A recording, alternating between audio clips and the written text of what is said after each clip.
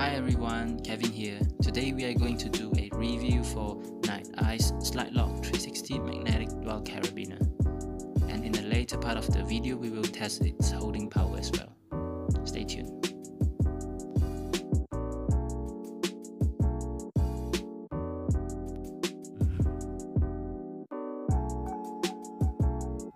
So in this video we are going to unbox the black model.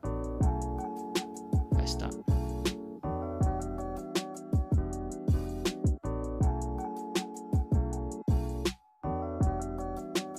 So this is the black variation. Both sides are identical with a locking collar in between. To be honest, it feels very sturdy and well made. The size wise is not too big as well.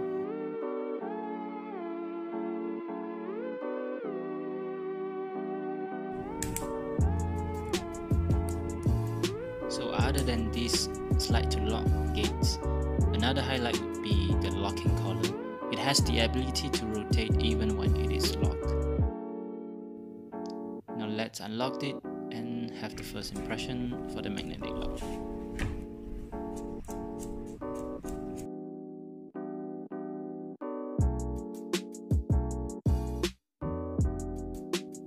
I'm not gonna lie, it takes some strength to disconnect them.